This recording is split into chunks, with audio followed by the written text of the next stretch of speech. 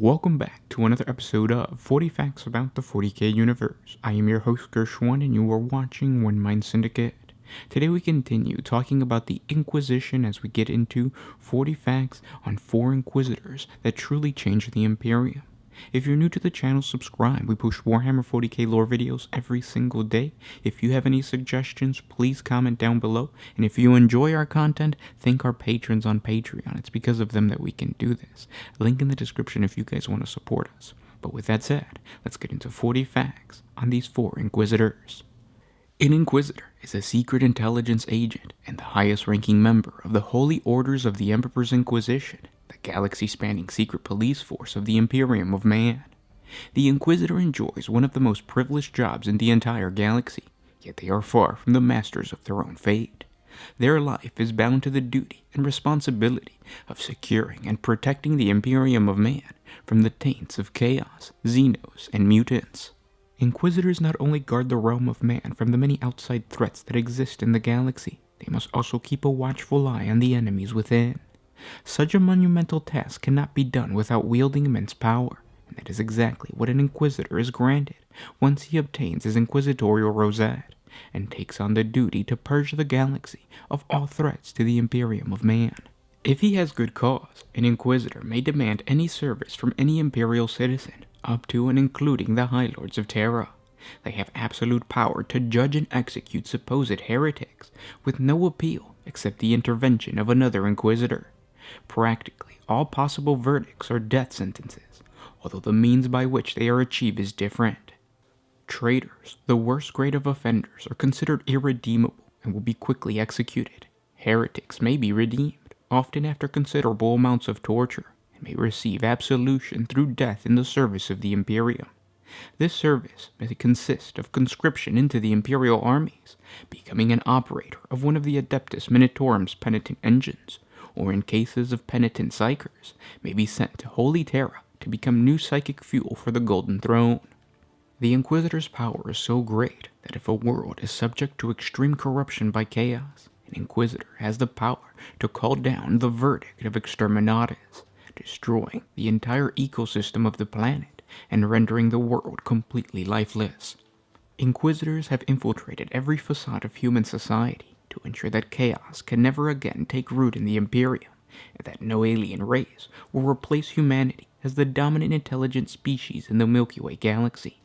To better understand the Inquisitor, we must look at individual notable Inquisitors throughout the Imperium's history. Tain Masada is a demon hunter, an Imperial Inquisitor of the Ordo Malleus, the Holy Order of the Inquisition, charged with safeguarding the Imperium of Man from all demonic servants of chaos. Once considered a rising star within the Ordo, Masada's latest actions have branded him a dangerous radical, but so far, none of his colleagues have called for his censure. Most of Masada's past remains a mystery. It is unknown where Masada was born, or even whose apprentice he was before reaching the rank of Inquisitor. However, this Inquisitor and his retinue are famous for repeatedly clashing with the Dark Apostle, Varrock Lore, also known as that which dwells in darkness, the leader of the Scribe-Blade warbands of the Wordbearers Astartes, which ravaged 8 separate Imperial worlds in the late 41st millennium. On the industrial world of Donatos Primus, Inquisitor Masada witnessed the Wordbearers and their local allies spark a planetary revolt, with almost half of the world's planetary defense force turning renegade. Unable to prevent the rebellion from gaining momentum, the Inquisitor let Segmentum authorities order the Imperium's armed forces to reconquer Donatos Primus. During the war, Inquisitor Masada's interests were drawn by 2 previously loyal houses of knights from the world of Adrestopol, House Chimeros and House Wyvorn. They joined the rebellion and betrayed their allies, nearly causing the collapse of the Imperial efforts to reclaim Donatos Primus. For House Chimeros, it seemed that they had been corrupted by another unknown servant of that which dwells in the darkness, the witch Alicia Car Manticos. The victory on Donatos complicated Masada's mission when Varrock Lore was killed by a newly elected High King of Adrestopol, Daniel Tandraconis, and the Freeblade known as the Knight of Ashes. Worse yet, the demon's agents were able to flee the planet, leaving Masada with nowhere to begin his investigation except for the witch's homeworld, Adrestopol. As an inquisitorial survey of the purity of the remaining night houses of the night world was required, Masada used his influence and his proximity to the planet to have himself appointed as the Inquiry's inquisitorial envoy. This official mission would serve as a cover to further his own secret goals. Traveling to the nearby Majestus system at the head of a small fleet led by the Orbian-class battleship Light of Truth, Masada infiltrated the night world, spying on the remaining loyalist night houses, even as they tore down the seats of their traitorous brethren and purified their lands with the help of the Adeptus Ministorum. Upon the High King's orders, the lands of the renegade houses were shunned, and armed men, drawn from the household armies of the 3 loyalist houses, patrolled the ruins of the renegades' fortresses. It took 4 Terran years for Masada to create enough contacts to gain entry to the ruins of Camaro Keep, House Camaro's bastion, a location where the Inquisitor rightly suspected a hive of Chaos cultists lay. Before the Inquisitor and his retinue could investigate the ruins any further, they lost all contact with their local partners, who were killed by the mutants and beastmen eking out a living in the subterranean burrows under the keep. Forced to reveal his presence to the loyal night houses, Inquisitor Masada sought a way to make the High King more inclined to help him. That solution presented itself when the Orc Horde of Walk Killfist began pillaging Imperial worlds. Thanks to an efficient campaign of hit-and-run attacks, the Light of Truth and her small fleet rerouted the Wall to Adrestopol, deliberately initiating the conflict known as the Second Orc War. Having secretly already condemned Adrestopol to exterminatus, Masada staged his arrival as Fate's messenger, warning the High King of the Orcs' imminent invasion and using his official status to secure a small escort and a means of transportation to travel to the Keep. In the Keep, Masada battled the Chaos cult established in the ruins of the Chimera Keep and was able to retrieve a blasphemous tome of arcane knowledge which he believed contained the hints to the true name of that which dwells in darkness. Leaving his escorts behind on a fake surveillance mission, the Inquisitor's planned extraction back to his flagship failed when his landcrawler came under attack by a roaming warband of orcs, who trapped the Inquisitor far from the Aquila lander his retinue had hidden in the wilderness. Eventually he was saved by the arrival of the Imperial Knights under First Knight Jenica Tan Draconis of House Draconis, a knight Masada had betrayed and left for dead in the burrows beneath the keep. The Inquisitor was forced to re-evaluate his position. Knowing full well he had abused his power and marked loyal warriors of the Imperium for death, and further humbled by the actions of Jenica Tan Draconis, who fell to her knees and submitted to his judgment as a loyal servant of the Emperor, Masada had a change of heart and countermanded his order for exterminatus of the Night World. In the wake of the Imperial victory over the Orcs, Inquisitor Masada officially declared the warriors of Adrestopol to be pure and loyal subjects of the Emperor. Thanks to the vital information gathered by the Knight of Ashes, Masada had learned the location of Alicia Car Manticos, the only remaining servant of that which dwells in the darkness. But with the witch having fled into the Eye of Terror, she was beyond his reach. Using his authority as an Inquisitor, Masada called for a full-fledged Imperial crusade in his quest to finally destroy the demon that had plagued the Imperium for so long. Masada had many acolytes who accompanied him on his mission to Adrestopol. He gathered a sizable retinue to support him in his work. Shainma and Shimara were 2 death cult assassins employed by Masada, both women who never displayed their faces and wore form-fitting black body gloves.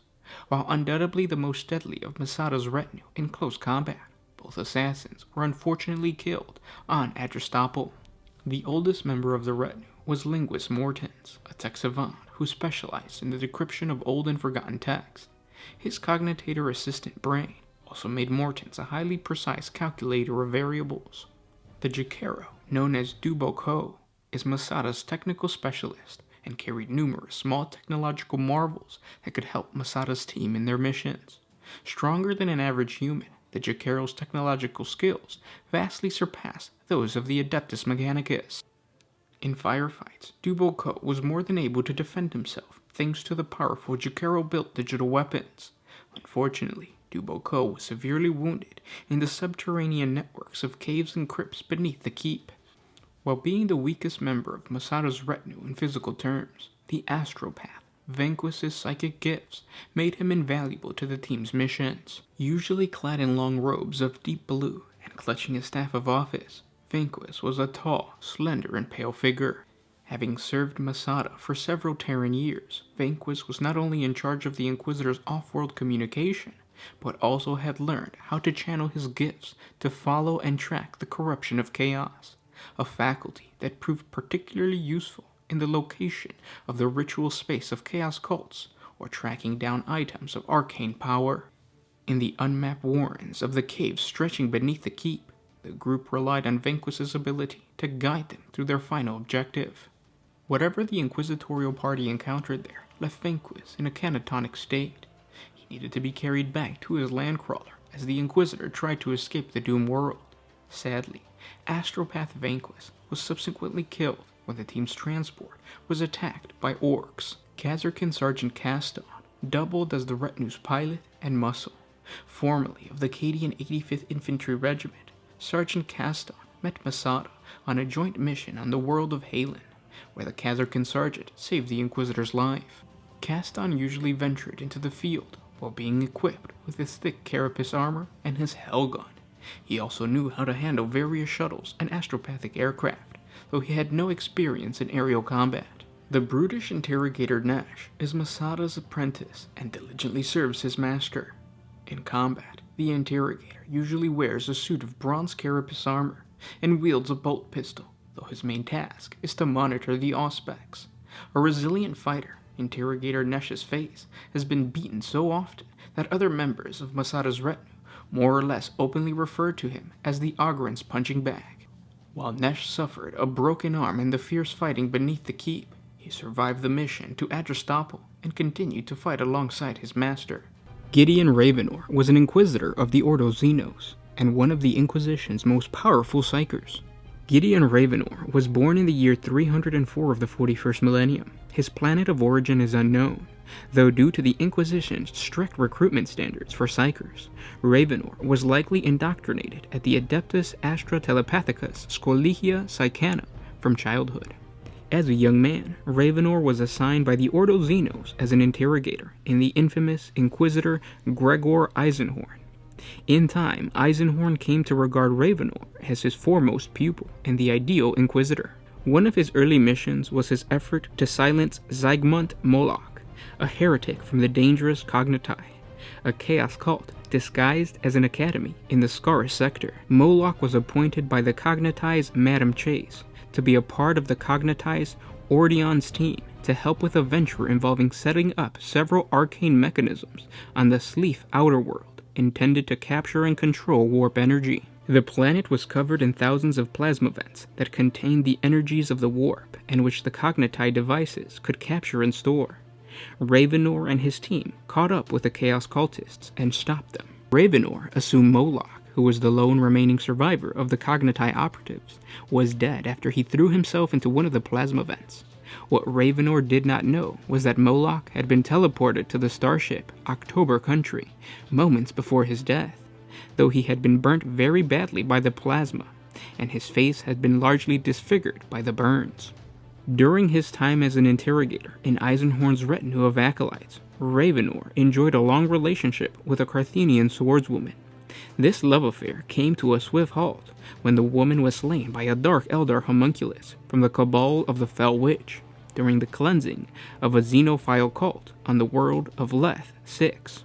Shortly after his grave personal tragedy, Ravenor participated alongside his master in a great triumph on the world of Tharisian Primus to celebrate the success of the Ophidian Crusade. Due to the machinations of the radical Inquisitor Quissos, the triumph ended in blood-soaked horror when the parade was attacked by the Chaos-influenced aerospace fighters and 33 Alpha and Alpha Plus rogue psychers, whom were freed from their holding tanks. Eisenhorn escaped unharmed thanks to the demonic intervention of the warp entity Cherubale, who saw future potential in Eisenhorn's existence. Ravenor, on the other hand, was horrifically crippled, suffering third-degree burns over the entirety of his body, and he was reduced to a barely animated shell. Unable to speak or even move, he had to be consigned to an enclosed force chair, unable to survive without the chair's elaborate life support system to sustain him. and incapable of physical interaction with his environment, except through his chair's auto-senses and voice synthesizers. Though physically incapacitated, Ravenor's psychic abilities flourished, despite or perhaps because of his injuries and sensory deprivation. Thanks to this psychic power, Ravenor was still able to continue his service to the Inquisition, and after his health had stabilized, he was promoted to a full Inquisitor status, on the recommendation of Gregor Eisenhorn. In the year 402 of the 41st millennium, Ravenor and his team investigated the illegal trade in warp-tainted glass, so-called flecks, which had surfaced as a drug on the hive-world of Ustius Majoris. After a long and perilous inquiry, Ravenor discovered that the fleck trade was just a byproduct of a far greater conspiracy. The government of Subsector Angulus had hired a cartel of rogue traders to illegally import high-powered cognitators from the desolate and heavily warp-tainted Vinicius subsector. These chaos-infused machines were then used to crack Enuncia, the fundamental control code of the universe. With the right command words and the empowered patterns he had laid down in the architecture of Ustius Major's hive cities, the condemned heretic Theodore Kadsky, the lord of the subsector Moloch, planned to make himself into a godlike demonic being. The Lord Governor of the subsector, Oskar Ludov Bazar, and the Chief Provost Jader Trice were in charge of the plot, and they made use of the Magisterium's interior cases to enforce the plot's security, and make sure the truth of what they were planning did not reach unwanted ears. In truth, the governor was actually Moloch, Gideon Ravenor's old enemy. In the attempt to activate the mechanism that was actually the city of Petropolis, Moloch used the Enuncia to restore his ravaged body. Ravenor once again thwarted him, but not exactly as he planned. Ironically, the flecks, which spread only because of the greed of the government's hired traders, was what made Moloch's master plan fail. Ravenor's vain interrogator, Carl Thonius, who had become addicted to the flecks during the investigation, happened upon a fleet which contained the essence of an unimaginable powerful demon called Slight. Step by step, and without Ravenor's knowledge, Slight manifested itself through Thonius, a process that granted the interrogator terrible powers. Only the intervention of the possessed Thonius allowed Ravenor's team to foil Moloch's plan, and the heretic was forced to flee. Thonius successfully contained the demon within himself for a long time, but during Ravenor's final confrontation with Moloch on Gundrun in the year 404 of the 41st millennium, Slight finally manifested itself fully, and thereby destroying the body and the soul of Carl Thonius. Only the combined powers of Ravenor and Moloch, aided by the stable warp power and psychic sorcery, allowed the team to banish the demon back to the realm of chaos. Afterwards, Ravenor executed Moloch for his crimes against the Emperor, and turned himself over to the Inquisition, confessing everything. After a long and thorough interrogation and purification process, Ravenor was acquitted of any chaotic taint, but his good reputation was forever soiled, and he was for the rest of his career, as he was labeled as the radical by the Puritan peers in the Inquisition. He was retired from the Inquisition for a time, though he eventually was placed back into active service to hunt down and sanction his former mentor, Eisenhorn. Whether he has succeeded in this endeavor is still unknown. In his early years as an Inquisitor, Ravenor subscribed to the more radical inquisitorial philosophical sects and One Mind Syndicate. He has been known to cooperate with worthy aliens and to use his psychic abilities to predict the future. Some years after the disaster on Thracian Primus, Ravenor even apprenticed himself to an unknown Eldar Farseer to learn divination. The knowledge and allies he gained through this pact made it possible for him and Eisenhorn to defeat the Arch-Traitor Pontius Glon on the planet 5213X, and thereby, according to the Farseer, save the galaxy and the Imperium of Man from utter destruction. In time, Ravenor's stance towards divination seemed to change. During his investigation of the Contract 13 cartel on Ustius Majoris, he claimed to loathe Farseeing because of the confusing and madness-inducing aspects of the resulting prophecies. It is unclear when Ravenor changed his view, but his newfound aversion did not stop him from using Eldar artifacts, or from trusting prophetic visions when they presented themselves. Despite his often unorthodox methods and powerful psychic ability, Ravenor was for a long time seen as a Puritan by the political factions within the Inquisition. This view was probably a product of Ravenor's published philosophical works and his reclusive lifestyle. Inquisitors are by their very nature subtle, cryptic, and enigmatic. Most wear this mystery around themselves like a cloak. The same could be said about Inquisitor Ramius, the mysterious Inquisitor of the Ordo Xenos, and the leader of the faction of the Death Watch, known as the Dead Cabal. Little of certainty is known about this woman, though her credentials are of the highest order, and as a result, her authority amongst the Death Watch is all but limitless. None remember the details of her arrival in the Jericho Reach, though most assume that the Inquisitor rode in on the first wave of the Aculus Crusade, as few can recall her presence before that time. If asked directly about her service with the Death Watch, the stalwarts of Watch Fortress Arioch react with puzzlement. Back through the centuries, scattered amongst the recollection of the older members of the Death Watch, are memories of a woman bearing her description, though no official records exist as evidence. It is almost as if though she has always been there, but went unnoticed until the last several decades. Beyond her inquisitorial rosette and her authentication seal, no concrete records exist of her before the discovery of the Jericho Reach warp gate leading to the edge of the Calixis sector.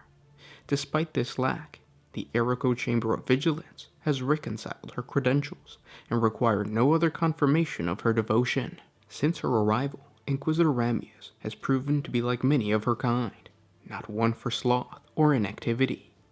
In but a few short standard years, she has taken command of the Dead Station and collected about her the 4 members of the Death Watch who would become known collectively as the Dead Cabal. With her trusted battle brothers positioned throughout the Jericho Reach and watchful of unusual phenomena and dire warning signs, the Inquisitor set about her own work, though what this is few can say.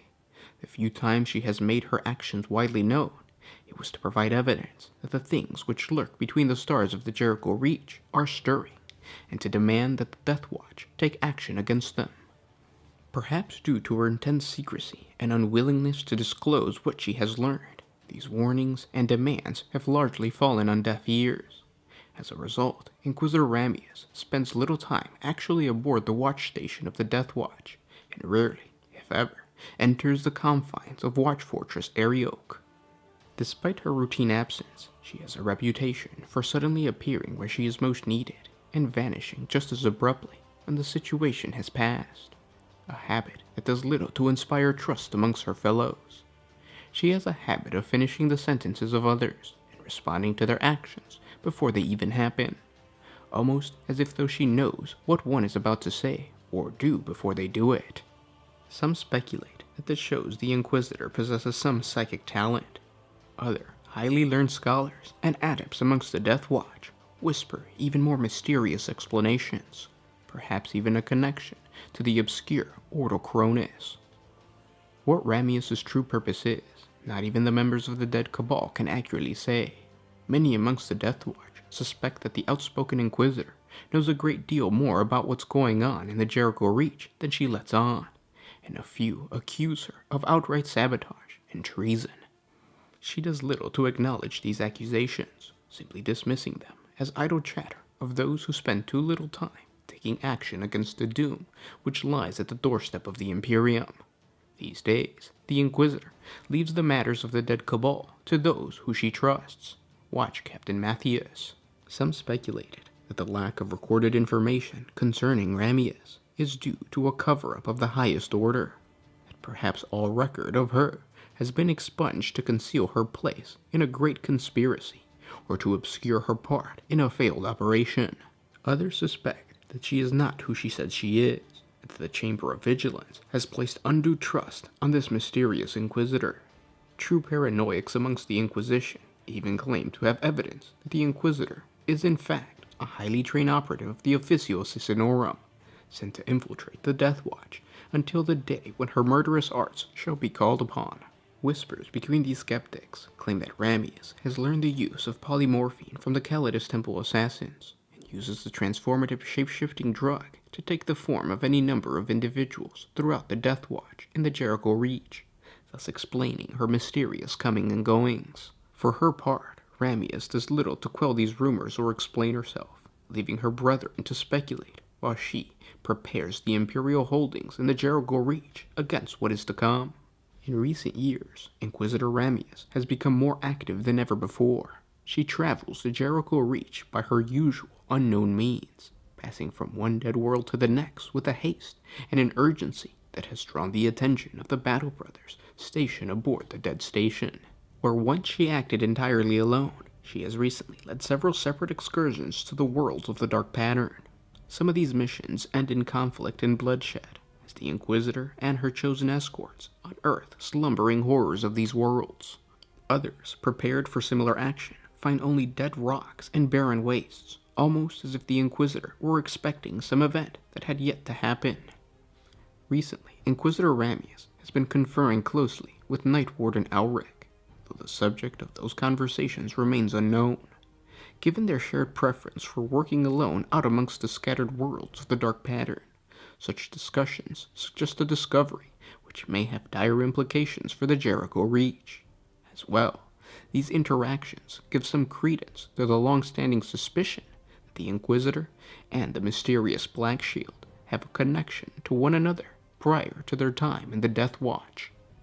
Gregor Eisenhorn is one of the Imperium's most famous Inquisitors of the Ordo Xenos, one of the Inquisition subdivisions, sometimes referred to as the Alien Hunters.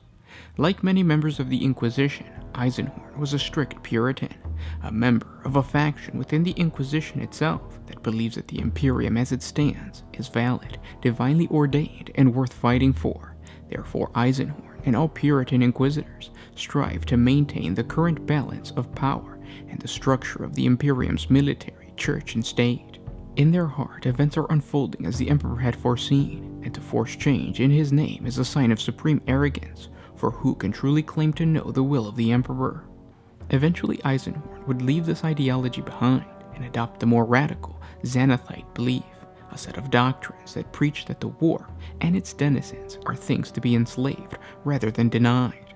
Eisenhorn would come to believe that chaos is no less an enemy that must be fought and defeated, but one ultimately that should be tamed, bound to humanity's will, and put to use in the Imperium service. Eisenhorn is several centuries old, yet roughly looks middle-aged due to his inquisitorial rejuvenant treatment. A powerful sanctioned psyker, Eisenhorn possesses considerable natural willpower and resolve, which combined with his pool of psychic powers, make him a potent telepath. He normally channels this psychic talent through his voice, compelling people to follow his instructions. Once clean-shaven and dark-haired, Eisenhorn was forced to permanently shave his head, accepting a crude augmetic assistance system, which can be seen projecting from the back of his head and encasing his lower limbs, which allow him to reasonably move, but he has taken to using a sword stick to aid him in his balance. He normally wears sober suits of dark gray or black under long blue or black high-collared coats. Underneath the coat could once be found his sword, sheathed to his hip. It is now fashioned into the sword stick, with a scabbard forming a walking cane. Born on Dekir's world, Gregor Eisenhorn was taken at a very young age by the dreaded Black Ships, those ancient vessels that travel the stars collecting psychers, blanks, and just about anyone deemed worthy of becoming significant in the Imperium. In time, he became an acolyte of Inquisitor Habshund, where he studied alongside fellow Inquisition apprentice Titus Endor, and was elevated to the rank of full Inquisitor at the incredibly young age of 24. Carving out a stable and competent career, Eisenhorn eventually found himself being drawn into the events that would change the course of his life forever. During this time, Eisenhorn succeeded in ending the menace of the mass murderer, Murden Iclone, an investigation that is notable not only for bringing Goodwin Fishing and Elizabeth Beckwin into his employment as acolytes, but also for setting him in pursuit of both Pontius Glaw and the Necrotech. Following leads from the Iclone investigation, Eisenhorn became tangled up with a heretical cabal in the world of Good Run, and in fact was briefly captured and tortured by one of its members, Gorgon Locke. The cabal was eventually broken by a full inquisitorial purge led by Inquisitor Voke. Eisenhorn was able to recover a device known as the Pontius from the cabal, and it later transpired that this device held the encoded brain engrams of the infamous and long-dead heretic Pontius Glaw. one of the Cabal schemes that involved arranging his resurrection. Eisenhorn held Pontius Claw captive and interrogated him regularly, before finally choosing to have the Pontius device incarcerated by Magos Bureau of the Adeptus Mechanicus. This decision would ultimately have a profound effect on Eisenhorn's future. Following up further leads from the Cabal Purge led Eisenhorn into one of his most famous investigations, the affair of the Necrotech, a tome of chaos knowledge. Eisenhorn tracked the survivors of the heretical Good Run Cabal to a colony world inhabited by the Xenos, known as the Ceruthi. The Ceruthi had come into the possession of the copy of the Necrotech and had translated it into their own language, creating two versions of this powerful chaos tome and translating tool. The human Necrotech tome, written in High Gothic, was quickly found and destroyed by Eisenhorn himself. Some radical inquisitors deemed this a heretical act and damned Eisenhorn for it. However, the majority of the local inquisitorial conclaves, which was dominated by Puritans, supported Eisenhorn's decision to burn the tome, outvoting the radicals. Eisenhorn was therefore spared from censure and was in fact instrumental in planning a raid on the Ceruthi homeworld, during which the remaining tainted items were destroyed. It was during this attack that Eisenhorn also first met Cherubel, a powerful demon host who would plague Eisenhorn and the Imperium in later endeavors. The following year, Eisenhorn investigated the apparent ritual murders on the world of Samter, at first believing the killings to be the work of some chaos cult. Soon, however, it was revealed that the culprits were actually ex-soldiers of the Astra Militarum.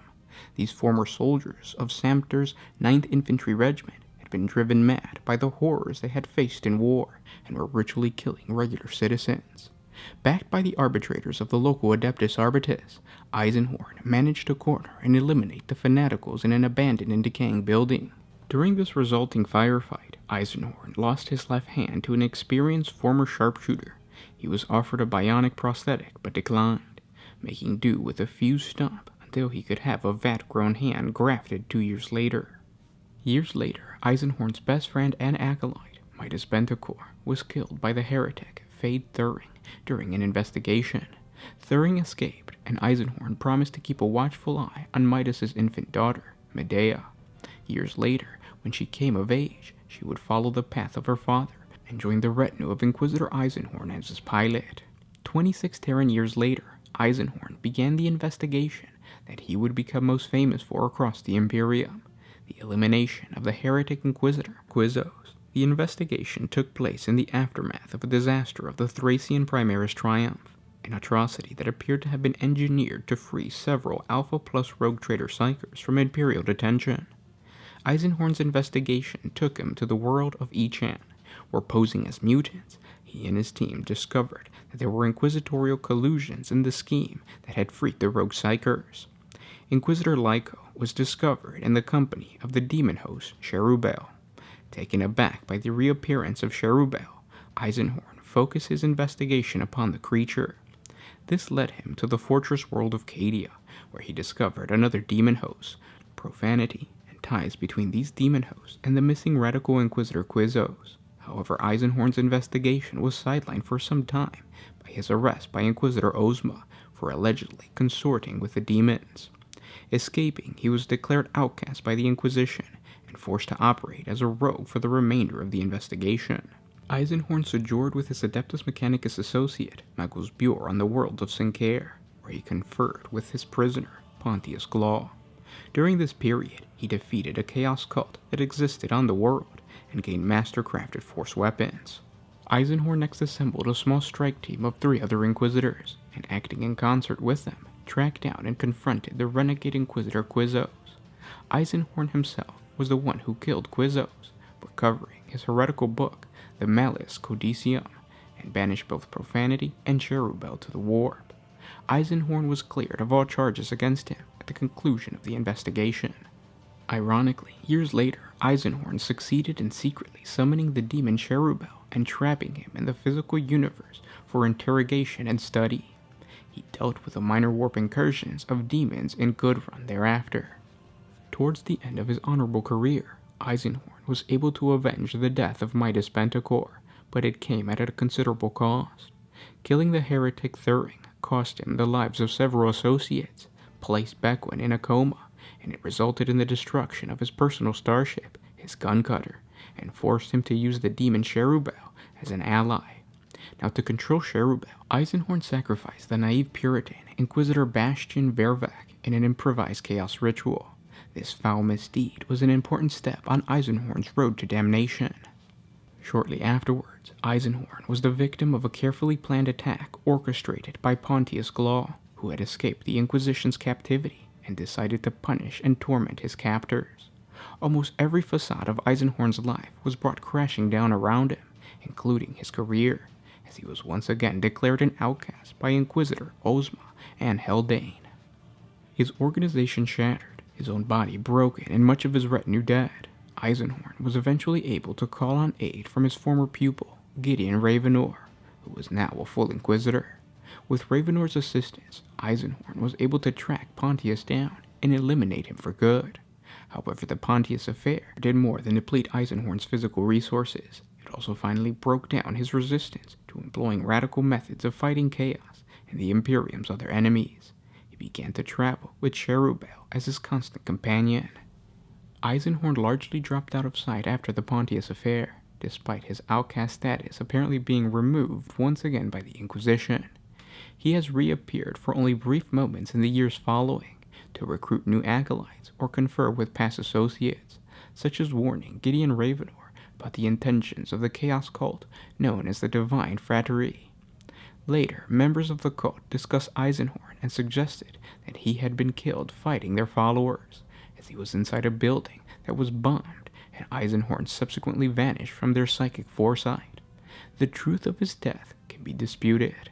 And those were 40 facts on the Inquisitors of the Imperium. I hope you guys enjoyed this video. If you did, share it with your friends, and thank our patrons on Patreon. It's because of them that we can do this. If you guys want to support us, it's $1 a month. The link is in the description. But don't worry if you can't, simply by watching, liking, commenting. It really helps out the channel. Actually, watching all the way through. So if you're painting and you just put these on as background noise, thank you. It's really helping out the channel when you do that.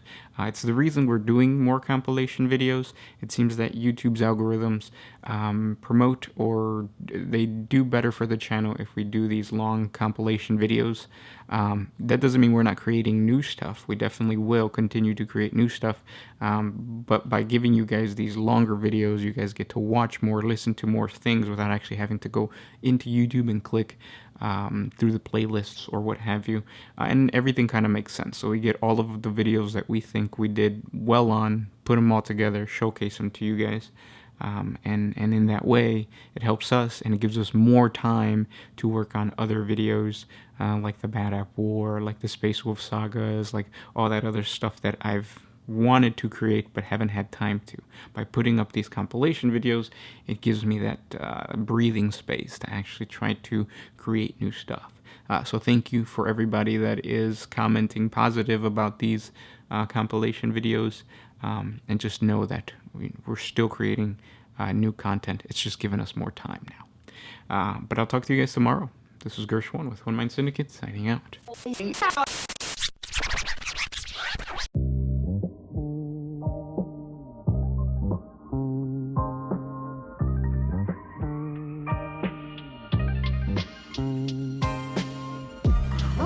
used to put my freedom first in any situation.